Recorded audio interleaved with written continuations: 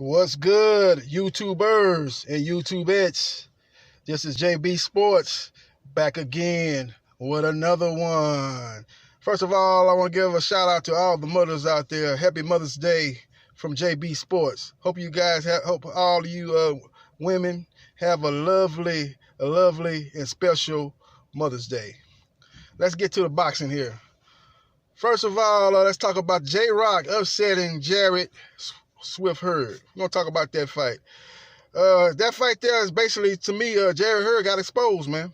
He got exposed, man. He made a lot of mistakes in previous fights, but his size and his aggressiveness bailed him out. You know, he's making a lot of amateur mistakes in previous fights, man. But the guys like Tony Harrison, due to fatigue and stamina issues, and Austin Trout, you know, pretty much the same thing, fatigue and stamina issues, and the size of Jarrett Hurd that he implemented on him broke those guys down, even though those guys were actually more skilled and a far superior boxer than Jarrett Hurd.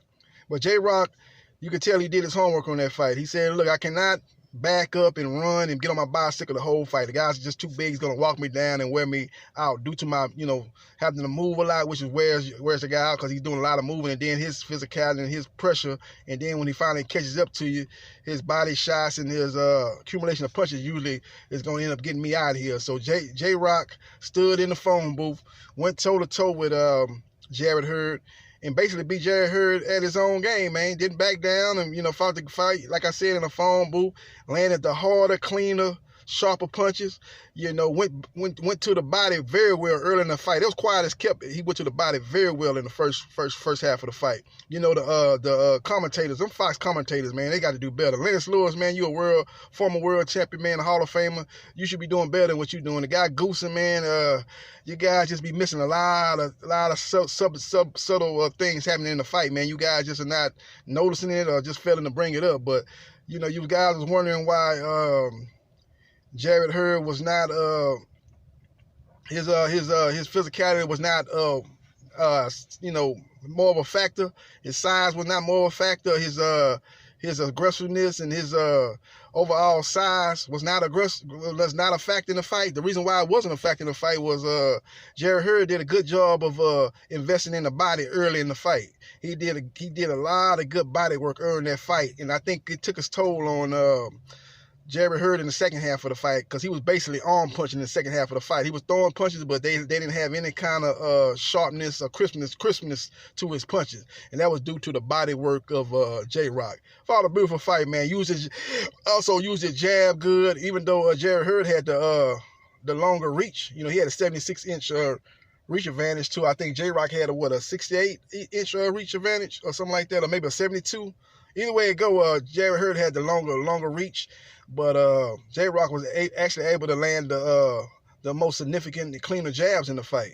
He just fought a beautiful fight, man, and he showed a level that I didn't see. I told you guys that I thought Jarrett Hurd was gonna stop him in the 9th round, and and I watched J-Rock fight, and he was a solid fighter, but in any of his previous fight, he didn't nothing special about him.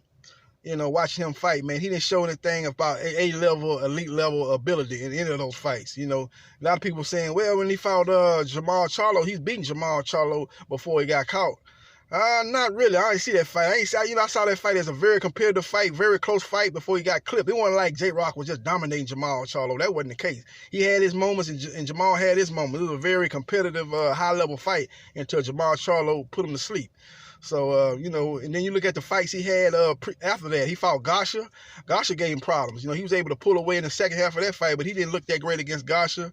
In the other 3 fights that he had after the Jamal Charlo knockout loss, he didn't look that great in any of those fights. So he didn't show that ability, but he did what fighters do sometimes in the history of boxing. He rose to the occasion, man.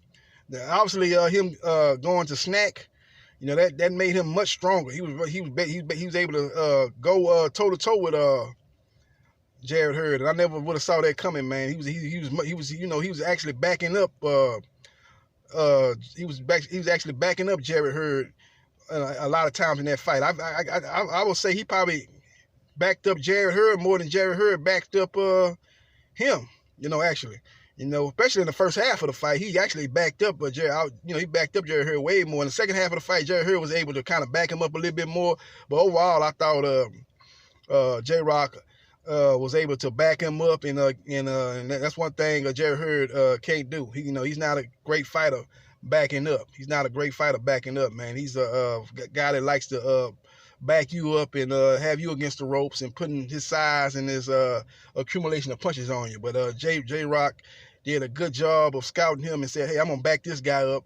And I'm going to go toe-to-toe with him. I'm not going to be running the whole fight and then run out of gas in this late second half of the fight. I'm going to fight this guy in the phone booth, and I know I'm the better inside fighter, and I'm going to prove it. And he proved it, man. He landed, like I said, he did a good job of landing that jab, and he was able to catch him with that check left hook a lot of times in that fight. He was able to hurt him a couple of times with that check left hook. So he fought a beautiful fight, man. He dropped him in the second round. Was it the second or the third round? It was the second round. He dropped Jarrett Hurd in the second round, had him hurt.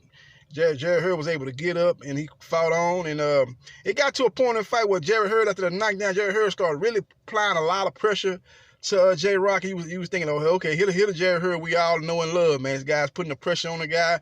He's backing him up. He's starting to let his hands go. He's implementing his size. And he thought the tide was kind of changing, but give J-Rock credit, man. He pretty much nullified that and was able to get back to the game plan that was working as far as inside fighting, using the jab.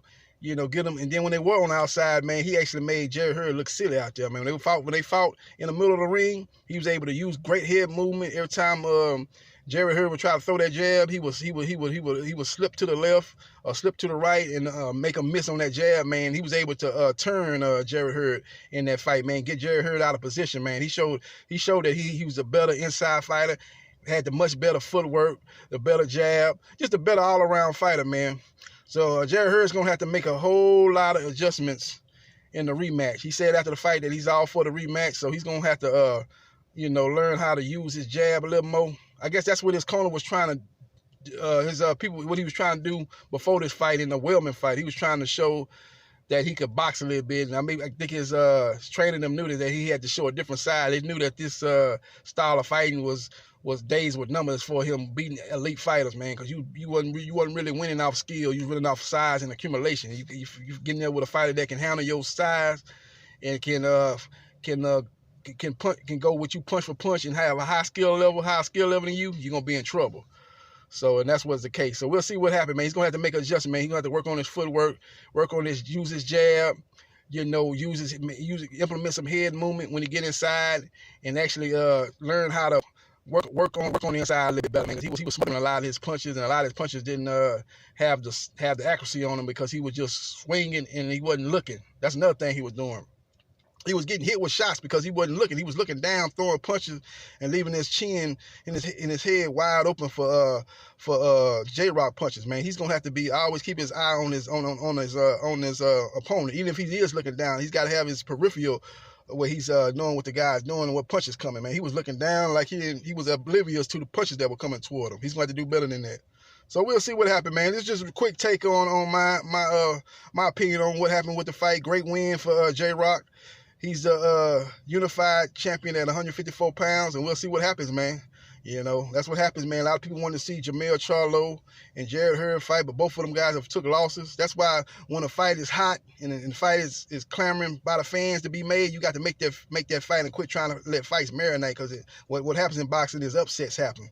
And that's what happened last night up in Fairfax, Virginia. So again, man, it was a great night of boxing, man. Great night of boxing, man. Great fight, and we'll see what transpire in the future with these two guys in the rematch. This is JB Sports, the man, the myth, the legend. I holla.